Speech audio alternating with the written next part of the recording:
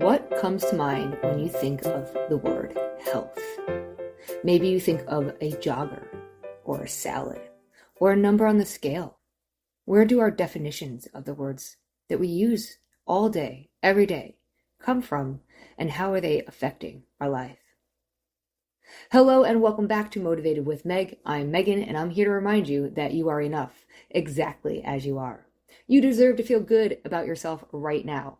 No need to wait until you've lost weight or become someone else's version of ideal.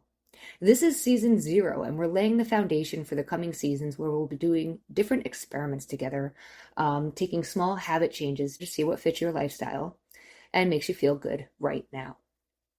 And so today's topic is around the power of definitions and how words like health, diet, and success shape our beliefs, actions, and overall well-being. And those are just 3 words, but there are so many others where you have your own personal definition of a word, and then you take action based off of that personal definition. And so today, we're going to discover what your definitions of these words are, if they make sense to you, are they in line with your values, and how your habits are showing up because of the definitions of these words. So what does come to mind when I say the word health? What about the word success? Michael Neal talks about success, and he talks about how it's first a thought. It's a thought that we have that looks different for all of us, and then it's something that we go and try to get in the world. So success doesn't actually exist in the world. It's not something you can go get from the store. It is something that we create inside of us, what is success to us, and then we go out into the world and try to get it. And so getting clear on what our definitions of when it comes to like success with your health or with weight loss, if that's what your goal is, what does that look like for you? And how is that affecting your life? How is that showing up in your life? What actions are you taking based off of the definition here? For instance, I worked with a client a long time ago who, just like I had a negative self-talk for a long time because of diet mentality, she had negative self-talk. And we were in a coaching session talking about like being kinder to herself. And I used the word cheerleader.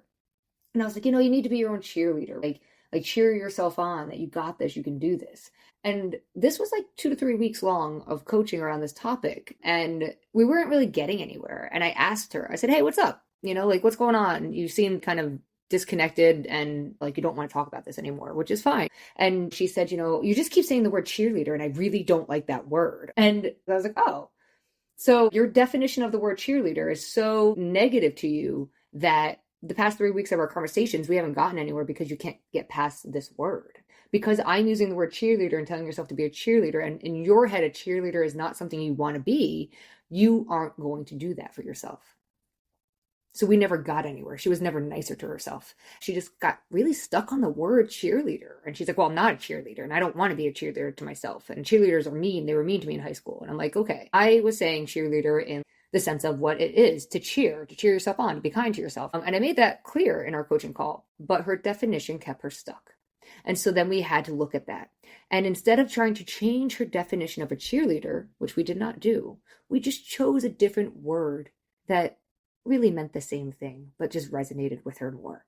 And from that place, she was then able to make sustainable, healthy changes with her internal conversation with herself and stop being so negative. Was she perfect? Was she never negative again? No, she's not perfect. She's human. But it really did help. And she was stuck for like 3 weeks because I chose the word cheerleader and I didn't realize that she had a definition that was negative when it came to that word. And so this is where communication is important, but also taking a moment and looking at your words, the words in your head. If you're constantly calling yourself a failure, that you're not successful, that you can't stick to a diet, that you're unhealthy, what are the definitions of those words for you? Do they really make sense? Do they sit true for you? Are they in line with your values? And then you can go a little deeper. Are those definitions your own? There's so much we learn from society, from our family, from the people around us, our friends, and we just take on thoughts and ideas and beliefs as if they are ours without questioning them. Like I literally took on the belief that carbs are bad because enough diets told me carbs were bad. But carbs are not bad. Fruits and vegetables have carbohydrates in them. We can't just sum all carbohydrates up into carbs. There's so much more to it than that. And I had to shift my belief around carbs. I had to look at my confirmation bias. I had to shift all these things to then create a different definition for myself in that area. And so if health for you, your definition of health is tied to weight or appearance, you might chase diets and obsess over calories and push your body too hard. But what if health meant feeling energized, mentally clear, and emotionally balanced? Then maybe you would take different actions. Maybe you wouldn't be so focused on diets and calorie counting. Maybe you'd be more focused on hydration and sleep and walking, just doing things that felt good versus like going to CrossFit. Again, I'm not bashing CrossFit. I'm just taking something extreme, CrossFit, and something way less extreme, walking. Both are exercising. Which one feels good to you to do is one you're going to sustainably do more often. You can do both. You could do one more often than the other, and that's fine. But if something doesn't feel good for you, if it doesn't fit for you and your lifestyle, if it causes injuries, then we want to look at that, because that's not health. Going to CrossFit for your health and injuring yourself every time you go there is not health. And so just to go a little bit further into this, we've talked about health and success. Let's look at the word diet. Many people think of the word diet as restriction. I'm dieting, I'm restricting, I'm trying to lose weight. But the origin of the word diet is from Greek, and it means way of life. It's the way of life. It's the way you go about life, of nourishing your body. It's not cutting out foods. But our society has changed that. Diet culture has taken the word diet and giving it a new definition around restriction versus what it really means, which is a way of life. And again, you are allowed to create your own definition for these words. And the goal is to do that, to do just that, to ask yourself, what does health, success, or diet, or any other word you're using consistently mean to you right now? Right now. Not what do you want it to mean right this second. What does it mean right now? Because that's where you're functioning from, right this moment. And then are these definitions serving you? Are they serving your well-being? And if the answer is no, no judgment, no shame, no guilt, no like, oh my God, I can't believe I've been doing this for 20 years. What's wrong with me? How didn't I notice this before? Doesn't matter. Let go of the past. We can only function from right now, this present moment. And so that's what we want to do, function from this present moment. And so if a definition no longer serves you, if it's no longer helping you towards your goals or your well-being, then we want to let that definition go. We want to choose a new definition. We want to redefine health, diet, and success. So I'm going to give you the definition from the World Health Organization for what they consider health is. Not because this is the definition you need to live by, but just as a foundation of a place to start. And so the World Health Organization says health is a state of overall well-being, encompassing physical, mental, and social aspects.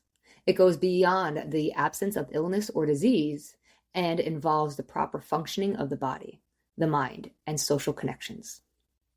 Achieving and maintaining good health involves a balance of various factors, including regular exercise, a nutritious diet, sufficient sleep, emotional well-being, and positive social interactions.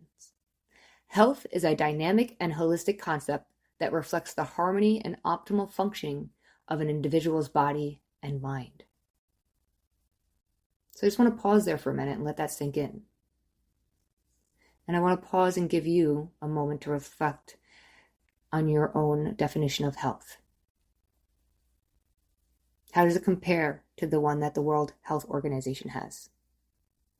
Do you agree with it? The words we use shape our reality. They shape our habits and ultimately our life. And redefining key words like health, success, and diet can shift your habits and well-being to help you feel better right now. So I recommend doing just that. Your experiment today is to experiment with your definitions. Maybe even redefine one. Do it in a way that encompasses physical, mental, and emotional, and social well-being. Because if you were to redefine health in those ways, what habits might you let go of? And what habits might you form with this new definition? So for me, just to help with recreating your own definitions, my personal definition of success is to show up every day in the present moment and be myself. And my personal definition of health is to let go of my thinking of what I should be doing and instead show up in the moment and honor my bodily needs and what I need in that moment of that day, because life is constantly happening and each day is different and I have different needs each day. So I don't just follow any type of cookie cutter plan. I let myself be human and adapt to any situation. And I think for me, health is just that. So your experiment this week is to redefine, if you need to, you might not need to, but if you feel you need to redefine any of these words, health, diet, success, or any other word, there might be a different word for you that you're noticing pops up all the time that you want to take a look at. But choose one word that you know would benefit you to redefine and take time to write down a new definition. Take out a pen and piece of paper and don't overthink it, 25 words or less. Define success, define health, define diet, define any word you're using consistently that might be getting in your way of taking care of yourself. This concludes season 0, where we laid the foundation for the coming seasons of experimenting together. Stay tuned for season 1, the eating experiment, coming up next, where we toss out the food rules and explore how food and freedom connect. Thank you so much for listening and joining me today on Motivated with Meg. Until next time, be kind and be yourself. Everyone else is already taken.